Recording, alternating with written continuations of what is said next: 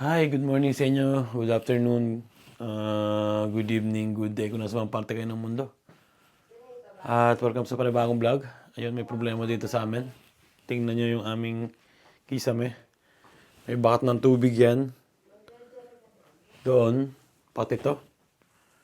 Ayun, malaking problema yan. Pag nasira yung semento. Ay, kasi sa taas namin wala nakatira. Ayun, siguro hinayaan nilang bukas yung gripo. May tumatagas siguro. Di ba? Ang tawag dito? Nag-overflow. So, pupunta sa sahig. Siguro sa parting ng kwarto lang ng dito. Tsaka sa banyo. Kasi, eto, banyo. Ibig sabihin, banyo rin yung taas na to. Eto, umano na yung tubig niya. Ayan, may tubig na. Lumulobo na rin yung tawag dito, pintura. Ay, nako. Pero walang problema doon. Ang ganito namang sitwasyon, pag ganito nakita mo yung bahay mo na ganito, ang may mali, yung nakatira sa taas, yung may-ari ng taas na bahay. Ang tinatawagan namin yung may-ari ng taas, wala. Kasi wala nakatira sa taas. Nasa yata yung nila, ang bahay, nasa bundok pa. So, tatry namin tawag mamaya. At mag-uumagahan muna kami. Tapos magtatrabaho pa kami, magpa-part-time kami dun sa sentro, sa parlor. So, yun. Susubukan ni Mrs. tawagan. Hindi ko alam kung bakit iniwan nilang bukas yung gripo. Alam naman nilang walang tao, di ba? At least, naisip nila yun. Dahil kung sakaling may maglokong mga gripo, mga tubo, at least walang pupunta sa sahig, di ba? Kung papatayin nila yung pinaka-main na tubo. Ay, yun, mag-ano muna ako. Ito yung pizza with shawarma. Natira kahapon. Ito na lang ang mag-aanin ko. Tigil sa kami ni Mrs. Cheers. Dala ko na si Posti. Hindi pa naman umuulan. Sana makapagtrabaho kami ng maaga. Para hindi kami abuti ng ulan, di ba? Okay pa naman ngayon pero sabi uulan. 60%. Nakatapos lang magpupo ni Posti. Yan tingnan niyo yung dilim mo. Sa parte doon siguro umuulan na. Hindi ko alam kung magbabas kami ni Mrs. o magmumotor. Pagbas kasi matagal. Pag motor mabilis lang, di ba? Okay na, tara. Uwi na tayo. Posti. So, ayun, dumating na yung may-ari ng bahay sa taas at sumama si Mrs. doon sa pagtingin at kinunto ni Mrs. na ang nangyari ay eto, papaliwanag ko sa inyo, yung bowl, yung tubig ng bowl, umawas hanggang sa ganitong parte, hanggang doon sa kwarto. Kaya ganito yung nangyari sa taas. Ibig sabihin, tubig ng bowl yan. Di ba? So, yun, pinupuntahan na nila, inaayos na, tumawag na sila ng tubero na mag-aayos yata. So, malaking yun sa taas, malaking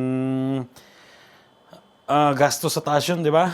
Kasi pag itong ganito, yung nabasa, itong kahoy na to, kasi ito mainit sa kaya may ganito sa bahay, kaya may ganitong kahoy. So, pag nabasa yan, aangat yan. Aangat lahat yan, di ba? Kumbaga magbe-bend siya. Mawawala siya dun sa pagkakapit sa sahig. Ay, nako. Tapos, pag naapektuhan pa kami dito, sila rin na may kasalanan yan. Sila magbabayad niyan. Yun. Pero ang problema doon, ang dami nilang papagawa. Sigurado yun. Dahil kinukwento sa akin ni Mrs. yung mga ganito sa taas, nag-aangatan na yung mga kahoy. Ayan ganun yan yung kahoy na yan. Parang maliliit lang yan na patong-patong na nakadikit, di ba? Tapos sa ibabaw parang mayroon siyang pampakintab. So, pag nabasa yan, wala, masisira yan. Tapos dito, ang mga kwarto pa naman puro ganito, kahoy. Para nga mainit. A few moments later. Kakatapos lang namin mag-grocery ni Mrs. Inuna muna namin yun na parang uulan. Para at least pagkatapos namin mag-part-time, kompleto na. Pwede na kaming nasa bahay na lang at may lulutuin na. Yan o, si Miss bumuli ng halaman na naman. 5 eurong halaman, 5 euros. Naka-56 ako ngayon. Mga 56 ka. Oo. Sale pa yung mga binili natin na. Grabe yung mga tenda ngayon. Talagang wala tayong magagawa Paninda lang yung tumataas Yung sweldo hindi 60 euros na agad yung nakabili namin. Dalawang plastic lang yun. 2 plastic. Magkano yun sa pesos? 3K. Ha? 3. 3K? Mga 3.5. Sa bagay, sa Pilipinas naman, ganun din siguro Konti lang din ang mabibili ng 3K. Nasuso kasi Macy's pag naalala niya yung sitwasyon ng bahay dun sa taas namin Punong-puno daw ng ng dumi sa sahig. Good. Punong-puno ba? Punong-puno na ng dumi sa sahig. Baka naman hindi dumi yun. Dapat inamoy mo muna kung totoo. Amoy sa bahay pa. Alingasaw. Para sa atin? Sa taas. Alingasaw. Alam ko pati sa atin Di ba kaya sinara ko nga? Pero ganun talaga, di ba? May dumarating na, sabi nga, ang problema, darating at darating yan Kahit pagilin mo, darating yan. Ang importante naman doon kung paano mo lulutasin, di ba? Ay. Ayun, nadala namin ang grocery sa bahay. At diretso na kami ni Mrs. sa part-time namin. Ganun din naman. Mamaya pa sana kami magtatrabaho hapon Pero okay lang yan, di ba? At least mamaya wala na kaming gagawin. Inabutan pa kami ng train. Ay. Nasarado ang kalsada ganyan pagdadaan yung train. Bumababa yan, parte na yan, bumababa. Tapos atinda na ng train sa likuran namin. Dumana ang train. Ang problema pag may babalik pa. Baka may babalik pa, sarado yan. Yan na. Ayun, okay na. Let's go! Trabaho naman! Makakatrabaho na si Mrs. Warm up na to. Warm up. Pagkatapos ng 1 linggo nga sa bahay. Hindi pala 1 linggo. 4, 6 na araw. Lumalabas na din yung araw. Speaking of araw, sana hindi na umulan. Pero hindi naman siguro nakalagay. Kanina 50%, kanina umaga. Pero nagbago na ngayon. 30% na lang. Siguro hindi na ulan. Tapos mamayang hapon, nakalagay araw na. So yun. Kahit naman umulan, meron naman akong dala ring kapote. Kaya let's go tayo dyan.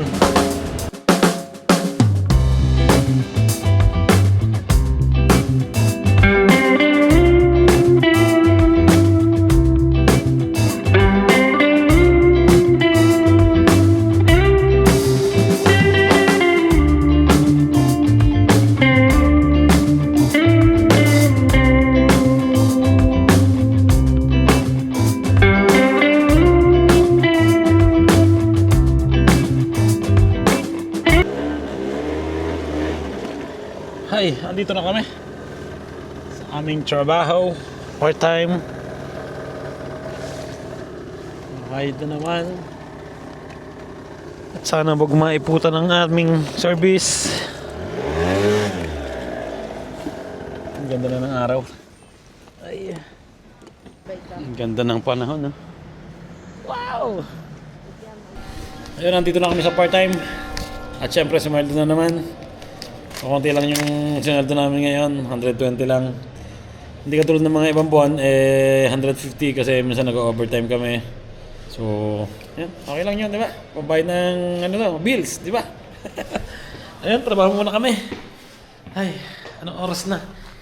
Oras na kami mag-uumpisa ng trabaho ngayon. Medyo na-late kami dun sa problema ng bahay eh. Yun, alas 11 sakto. Let's go. Ay, tapos na kami magtrabaho. Buti hindi pa umuulan. Hindi malaman yung panahon eh. Umaaraw, umuulan, umuulan. Malakas ang hangin eh. Umaaraw, umuulan. Naalis yung mga mga nubula. Buhay ay sadyang ganyan. Kang maawa sa iyong sarili. Isipin na wala ka ng silbi. Sa dambuhan ng kalokohan. Minsan sisikat din muli ang araw. Ngunit para lang sa may tiyaga maghintay. Kaya't kaibigan, huwag kang magpapatalo. Kaibigan, itaas ang noo. Ay wala ring mangyayari, ay walang mapapala. Huwag mong pigilan ang pagbuhos ng ulan. Ang panahon para maging hari. Oh, baka tulog ka na. Tulog na si Mrs. eh. Napakaganda ng boses kong pinandinig sa kanya eh. May mga nakita na rin ako na naglalagay na ng net sa ilalim ng puno ng olives. So, ibig sabihin yan, mamayang konti, magkano na yan, mag-harvest na. Siguro, 1 linggo o 2. Pero bago mag-November, makakatikim na naman ng masarap na olive oil. Diba, Chi? Lapit na kami sa bahay. Makikita na naman namin ang problema. Kanina pa naman kami ni Mrs. nagkukwentuhan. Ngayon umaga pagkagising namin, habang nasa kama pa kami, nagkukwentuhan kami ng, ayun nga, 2 buwan na lang yata o 3 buwan laro kami matatapos na bayarin. 2 yata. So, ibig sabihin na madadagdagan na naman yung naiipon namin, di ba? Tapos, ayun nga. At pagtayo namin sa kama, nakita namin yung yun nga, yung tulo sa kisame namin. Pero sana naman walang problema. Sana magano lang siya, yung magdilaw. Madali naman yun pinturahan ulit. Kasi yung mga ganan, tatagos yung tubig niyan ng ganan. At mamaya, syempre magdidilaw yan. Babakat yung sign ng tubig. So, kailangan pinturahan, no? Sana yun lang ang problema. Sana walang problema. Teka lang.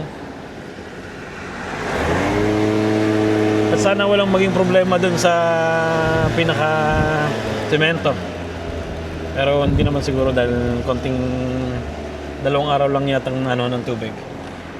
Pero pag may naging problema naman palay ko magpapayo doon yung nakatira sa taas namin dahil siya yung may sa kanya galing yung problema eh. Yun, nandito na kami sa bahay at luluto na si Mrs. Sarap, pasta with seafoods, di ba? Yan. Hindi na kami mag-second ngayon, plate, hindi na kami magkakarne. Kailangan namin i-diet yung bunso namin, medyo inihigyan siya lagi pag nagbabasketball. So, syempre, konting diet. Tapos yung taas, okay na, nalinis na nung may-ari. Tumawag siya ng mga tubero na naglilinis. At ayun, natira na lang yung mga dito. Mga bakat-bakat. Sabi ng kapatid ko, kasi yung kapatid ko, dating tubero yun. So, normal lang naman daw na babakat yung tubig. Ang gagawin ko na nga lang kung sakaling mawala yung pintura, hayaan ko muna matuyo, tapos saka pipinturahan ulit ng puti. Yun. Ito tayo magagawa, di ba? Nangyayari talaga yung mga aksidente. So, no choice, di ba? Tapos yung bunso namin, nilagnat pa. Ito. May lagnat siya ng konti. Kasi nga, alam nyo naman, nag-uumpisa na dito lumamig.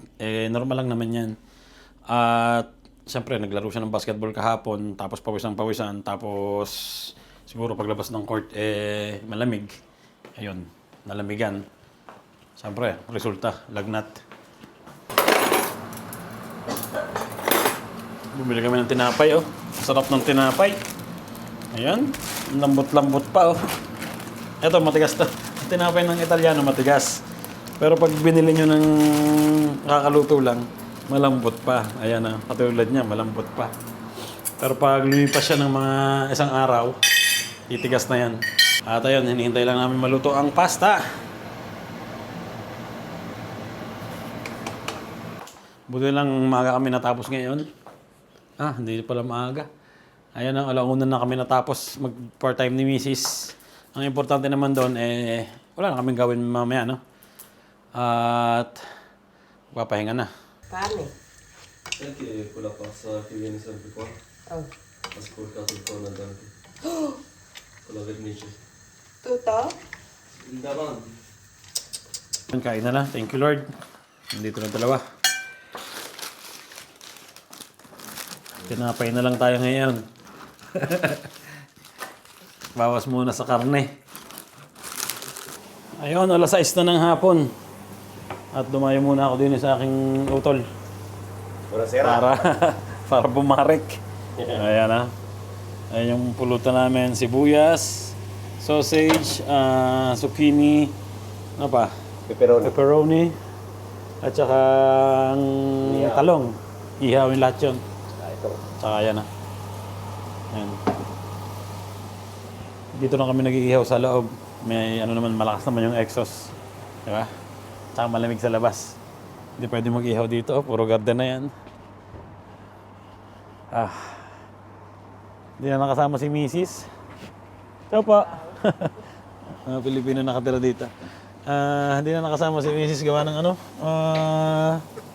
Medyo masama yung lasa ng bunso namin. Doon na lang daw siya sa bahay. Mag-aalaga. So, yun. Ano yun, natira? Oo, sasama ko lang. Ayun! Kami mag-uumpisa na. Ayan o, yung niluto ni Utol. Oh, yan. Pulutan. Tapos meron pa ditong ano niluluto mo? Ano yan? Naiiyak na eh. Nakakanood mo ng ano yan. Ng reels. Teleserye. Ang ganda ng ano oh. Sunset. Di ba? Puro Pilipino yung mga nakatira dito eh. Pero wala kami makita ngayon. Nasa bahay siguro kasi malamig. Di ba? Bibidyo kami ngayon. Testingin. Kanta muna, kanta. Take my hand and gently close your eyes so you understand. Doesn't matter who really wants tonight, I'd fight for you. If you feel the same way for me, then let go. We can journey to the garden of one. Not sure, but darling, tell me that you love me. We can fade into the night, and you know, do what could I? Never take me life, still you shake and cry.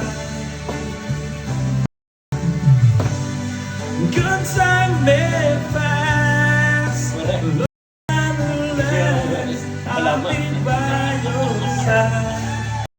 Salamat pala dito. How you broke my heart. If I stay just a little bit longer, if I hear what you really said to my heart.